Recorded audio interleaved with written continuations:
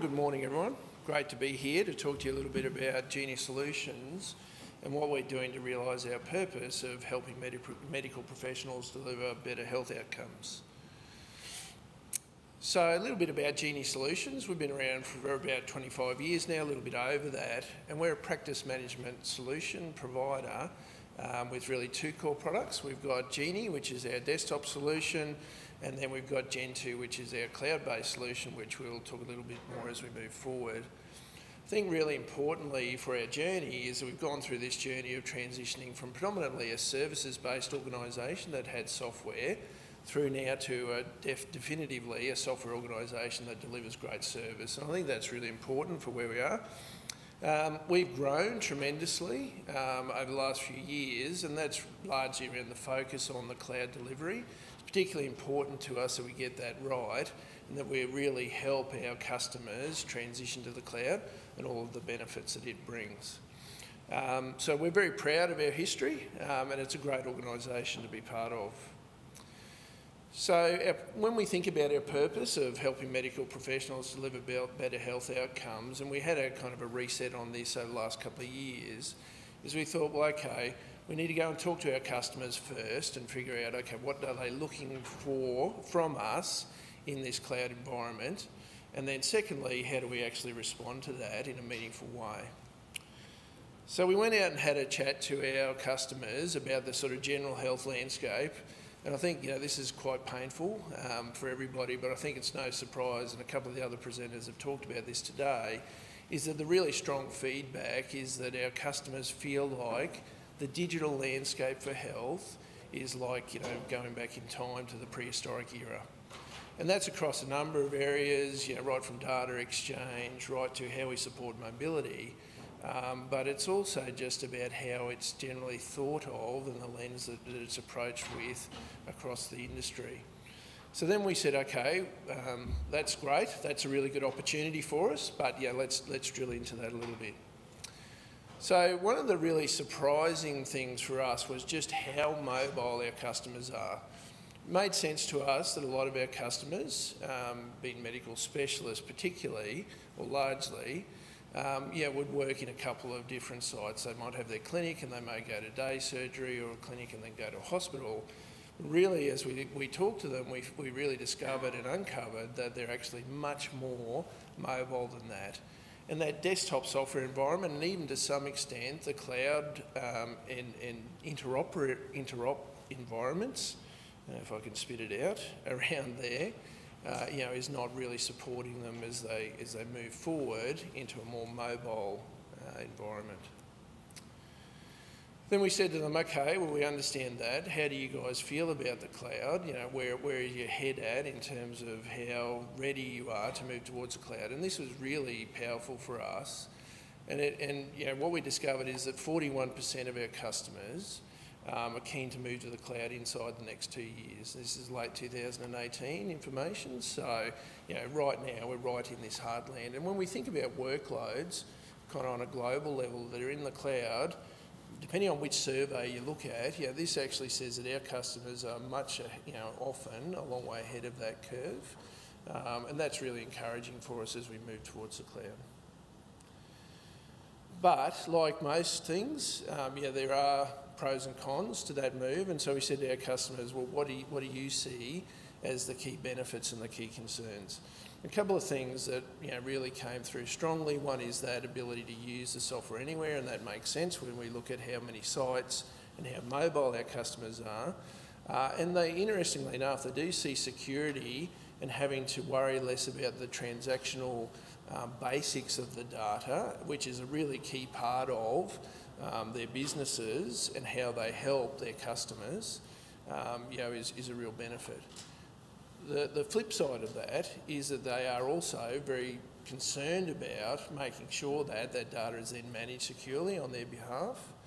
And I think, as Pia pointed out, they're very conscious that this is their data. And we're very conscious that this is their data, and so security's right there. And then the other thing that came through very strongly for us is this concern around how do we actually safely get that data into the cloud environment. So they're used to a world where they physically have a device, a PC or a laptop or a server where they can reach out and touch that, and that has all their clinical information, and how do we actually securely get that to the cloud, and that was a really big focus area for them. So then when they actually think about how do you actually apply this across the sector? So we've got the land that time forgot. We've got a real focus on security and localised data and how important that is to their clinic. So then we ask them to say, well, how do you perceive everybody else is going from a digital perspective? And so there's some really encouraging numbers here. There's high use of technology across the board. So even though those solutions may not be great and may not be integrated, there's a really strong level of sophistication when it comes to digital use as the clinicians and our customers perceived it, which was, I think, really exciting for us. But I think what comes through very clearly is that there's a feeling of underinvestment in this space. So it doesn't feel like from doctors that the security's getting the attention it should have, or that we're actually investing and innovating in this industry at the level that we should. And lastly, we were very interested in their appetite around AI, machine learning, and how that might help them. And again, really encouraging numbers here. So, when you first look at that, you sort of go, well, roughly 30% of people are positive about it, and you sort of go, okay, that's not great. But it's really that positive nor negative bucket that is really where the opportunity lies. And we think there's great upside for us as an industry, and certainly for Genie Solutions, to be able to help our customers in this space and really turn them from ambivalent about this into being very positive promoters of what artificial intelligence and machine learning can do for them. So with all that in mind, we said, okay, how do we respond to this, and how do we actually help accelerate our product delivery in this new and exciting world of cloud, and help with those challenges that our customers see, and also the opportunities that are going to come with that. So there's a couple of things that we're focused on right now. We're looking at how we scale our agile practices. So we're an agile business, it's a key part of how we operate, but how do we actually scale this so that we can get acceleration opportunities through descaling, deduplication, and patterns and practices and ways of working. AWS is a core part of what we're doing, and getting deeper into that ecosystem, into that service ecosystem. We'll talk a bit more about that journey moving forward. We're really training and investing in our people and making sure that we're the best at AWS that we possibly can be, world class. In fact, if I would put out the bold challenge to the team. And then, the monitoring and automation journey for us is really critical. So we do a lot around security, we monitor our services very closely, but that automation piece needs to have an uptick to really help realise that scale and acceleration journey.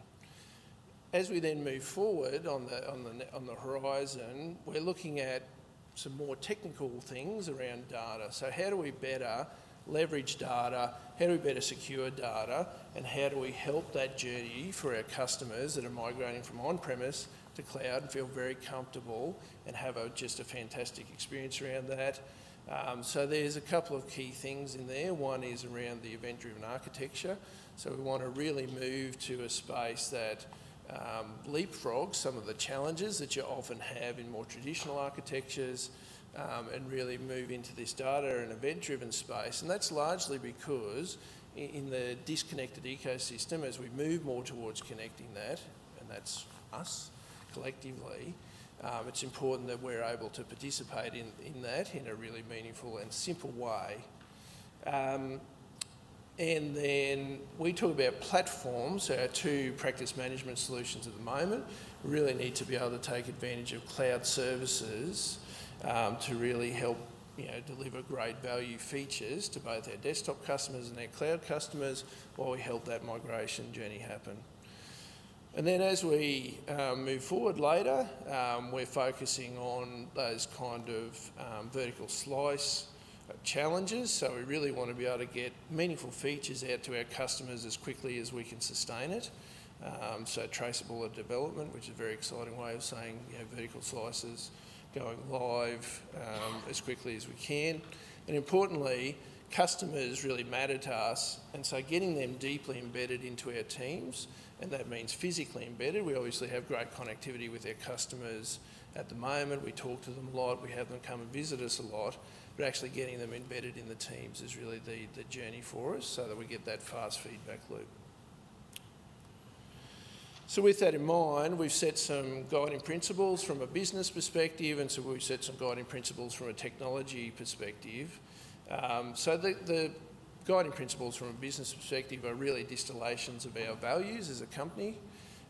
So customer centricity, we want to take a principle-based strategy, and the reason that we want to take a principle-based strategy is because as an agile business, those principles are the things that allow our teams to accelerate and go faster. We're very serious about design thinking and great user experience, and so we really have that as a core tenet of what we do, and we've touched on the platform approach and what we're doing in that space. So from a technology lens, it's all really about cloud, and I guess there's a nuance there for us in that, you know, and I wish actually I'd collaborated with Dion because we could have actually picked up large parts of his presentation. The same piece that, you know, Dion talked to around serverless, and deeply leveraging those AWS services, absolutely crucial for us as an accelerator.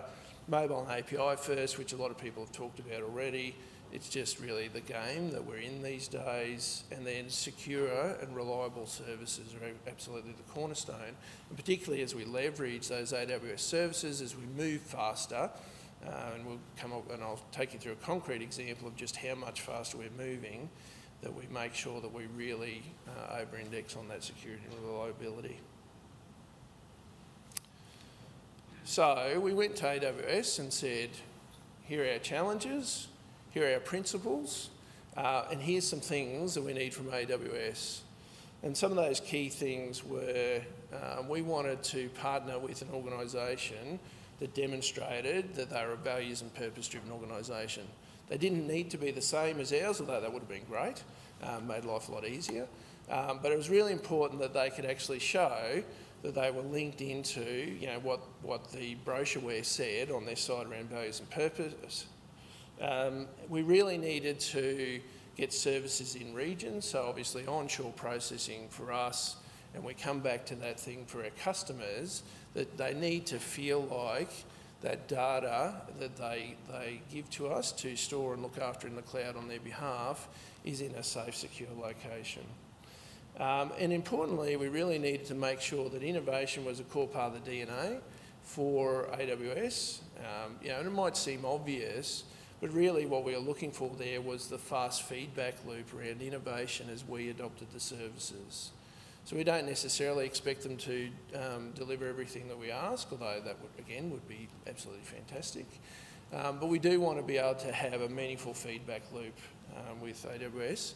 And then the last thing was, how do we activate these services through training and education direct from the vendor? There's lots of great training providers out there around cloud, that's great, but how do we actually get to the service teams, and how do we actually get insight and training and best-in-class use of these services direct from AWS? So what was really great about AWS was they said to us, we get that, we understand that, we can absolutely do all of those things, but before you sort of say yes, definitively, AWS is the right partner, let's prove it.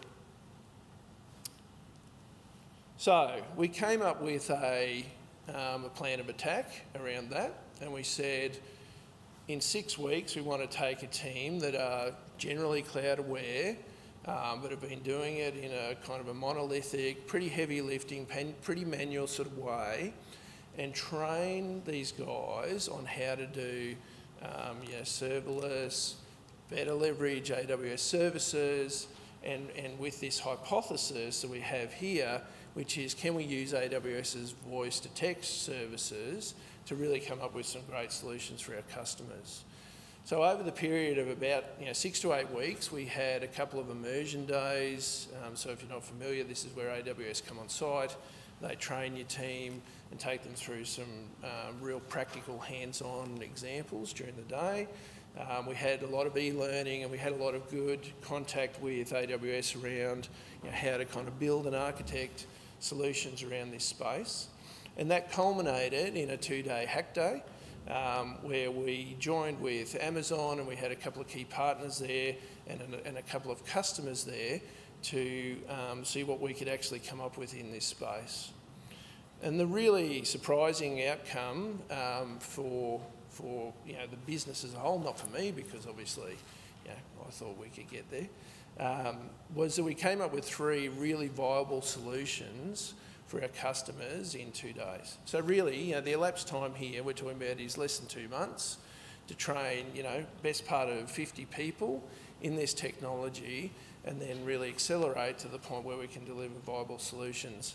And again, it'd be great to sort of just drop in Dion's pictures because they were much better than mine.